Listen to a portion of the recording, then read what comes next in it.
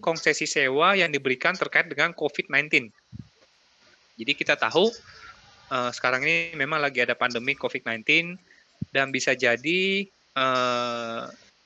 bisa jadi terdapat konsesi sewa lah. Jadi kita punya kontrak sewa di mana dalam hal ini karena terdapat kesulitan keuangan untuk membayar angsuran sewa secara reguler, dalam hal ini pihak yang memiliki aset atau pihak yang menyewakan itu memberikan konsesi sewa. Konsesi sewa bisa jadi berupa libur pembayaran sewa misalnya rent holiday atau pengurangan pembayaran sewa misalnya. Nah, ini kan sebenarnya prinsipnya kan memodifikasi kontrak yang sudah ada ya. Jadi kontrak yang sudah ada sebenarnya kan mewajibkan kita sebagai penyewa untuk membayar secara rutin. Tapi dengan adanya COVID-19, kemudian pihak lessor itu memberikan konsesi sewa, sehingga dalam hal ini kontrak yang sudah ada itu kemudian dirubah klausulnya, dimodifikasi klausulnya. Nah, sebenarnya dalam hal ini pertanyaannya apakah kita harus melakukan kajian modifikasi sewa berdasarkan PSK 73.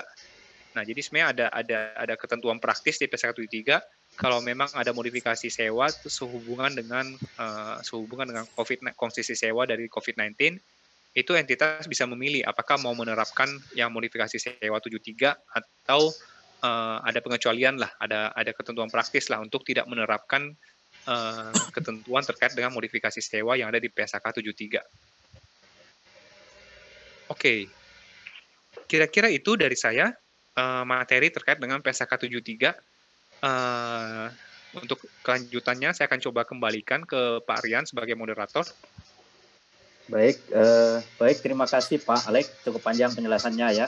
Dan juga waktu kita sudah sampai pukul 11 waktu Indonesia Barat, mungkin 12 waktu Indonesia Tengah. Akan tetapi saya akan tetap membacakan, mohon maaf, mungkin saya akan membacakan 2 pertanyaan aja karena mengingat waktu ya. Mohon maaf, saya akan membacakan 2 pertanyaan saja. Satu pertanyaan dari Bapak Irawan Sastra Ariwijaya dari KPP Pratama Tarakan. Kemudian satu lagi dari Regi Adrian. Yang pertama yang dari Pak Irawan. Apakah yang melatar belakangi dibedakannya perlakuan pencatatan antara leasee dan lessor, di mana pihak leasee sudah tidak dibedakan lagi antara operating lease dan finance lease, sementara pihak lessor tetap dibedakan. Apa yang membedakan perlakuan, apa yang melatar belakangi dibedakannya perlakuan pencatatan antara lease dan lessor? Tadi yang sudah disebutkan ada operating lease dan ada finance lease. Kemudian dari Regi Adrian, apabila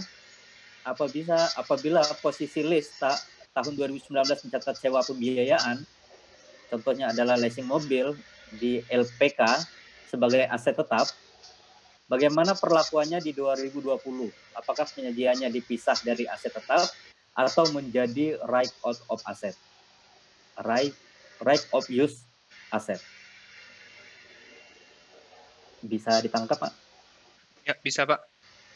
Oke, baik. Silakan. Oke, untuk pertanyaan pertama, jadi sebenarnya apa sih yang melatar belakangi diatur ketentuan akuntansi PSK 73, terutama perubahan signifikan yang dilakukan terhadap lessee sebagai penyewa. Jadi memang selama ini memang ada concern bahwa sebenarnya selama ini sebenarnya entitas itu memiliki suatu komitmen melalui transaksi sewa, di mana komitmen itu tidak tercermin di dalam laporan posisi keuangan. Padahal kalau kita bicara tentang laporan keuangan yang handal, itu harusnya kalau entitas memiliki suatu komitmen, dalam hal ini komitmen untuk membayar sejumlah uang tertentu sebagai imbalan atas kontrak sewa, maka seharusnya imbalan tersebut atau komitmen tersebut itu harusnya tercermin di dalam laporan posisi keuangan sebagai kewajiban atau liabilitas dari entitas, dalam hal ini penyewa. Nah, itu kemudian yang melatar belakangi kenapa akhirnya sekarang ini untuk semua transaksi sewa, khususnya untuk lessee, itu harus menerapkan suatu konsep single accounting lah, suatu konsep perlakuan akuntansi yang tunggal, di mana sebenarnya by default semua kontrak sewa itu harus mencatat yang namanya aset ataupun liabilitas di dalam laporan posisi keuangan. Karena memang ada concern bahwa selama ini entitas itu punya komitmen, tapi komitmen itu sebenarnya tidak tercermin di dalam liabilitas atau kewajiban si entitas. Sehingga dalam hal ini muncullah PSAK 73 yang mengadopsi IFRS 16, sehingga semua komitmen pembayaran sewa, semua komitmen kewajiban masa depan dari si lesi itu tercermin di dalam laporan posisi keuangan. Itu pertanyaan pertama. Kemudian pertanyaan kedua, apabila entitas punya finance lease di dalam laporan posisi keuangan di tanggal 31 Desember 2019, kemudian masuk ke dalam laporan keuangan 1 Januari 2020, apakah penyajian dari PSAK 73 untuk aset itu harus disajikan terpisah sebagai right of use atau bisa dicatat tetap sebagai bagian dari aset tetap ya. Nah, jawabannya sih sebenarnya itu merupakan pilihan ya, itu merupakan pilihan.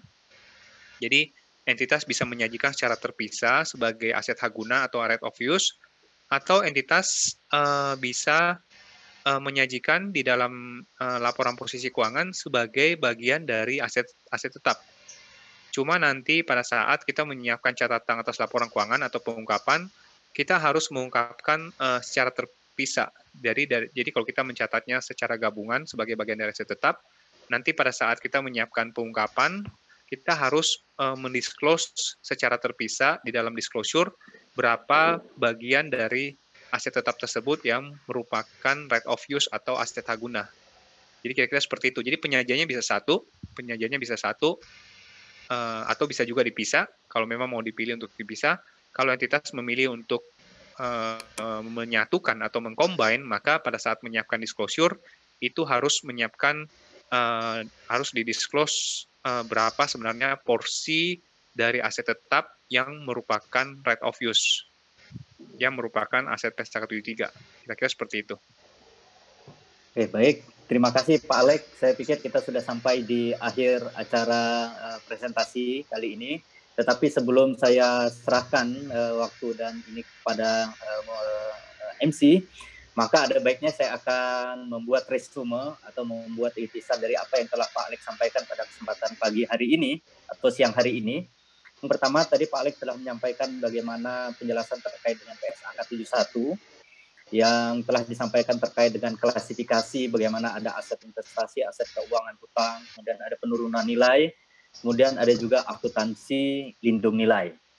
Kemudian dari PSAK 72, Pak Alex tadi telah mempresentasikan terkait dengan model 5 langkah untuk menentukan pengakuan pendapatan kontrak, di mana dibagi atas dua, ada rule base, ada principal base. Kemudian dari PSAK 73 yang terkait dengan sewa, tadi telah dijelaskan bagaimana mencatat transaksi, di mana dibagi atas dua, ada financial lease dan kemudian ada operating lease dengan kriteria tertentu.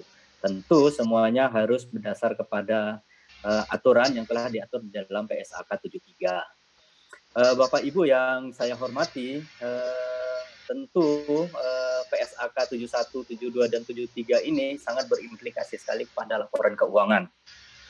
Kemudian dari sisi perpajakan memang harus kita lihat lagi dari aturan-aturan dari DJP, Direktorat Jenderal Pajak, apakah karena terkait dengan adanya perbedaan pencatatan antara standar akuntansi keuangan dan standar perpajakan. Maka lebih lanjut memang harus ditelaah lebih dalam yang mana yang bisa diakui, diadopsi oleh perpajakan, yang mana tidak. Tetapi yang kita atur pada saat hari ini adalah bagaimana PSAK 71, 72, dan 73 itu, dan bagaimana implikasinya kepada laporan keuangan. Pak Alex telah menyampaikannya secara gamblang, secara jelas, disertai dengan contoh-contoh yang real, dengan apa yang telah terjadi di perusahaan maupun di yang ada di perusahaan. Maka barangkali ini bisa membuat insight bagi kita atau menjadi pencerahan bagi kita. Mudah-mudahan ada manfaatnya bagi kita semua, baik di dalam pribadi kita maupun di dalam kegiatan operasional kerja kita terkait dengan pembuatan laporan keuangan dan pemeriksaan laporan keuangan. Saya pikir itu dari saya. Mohon maaf kalau misalnya ada pertanyaan, ada penyampaian saya yang kurang jelas, yang barangkali tidak cocok di hati, yang tidak berkenan, maka saya minta maaf. Sekali lagi saya mohon maaf. Terima kasih banyak kepada Pak Alex yang telah bersedia selama 2 jam ini menyampaikan materinya. Saya pikir cukup banyak yang bisa disampaikan, cukup tercerahkan. Oleh karena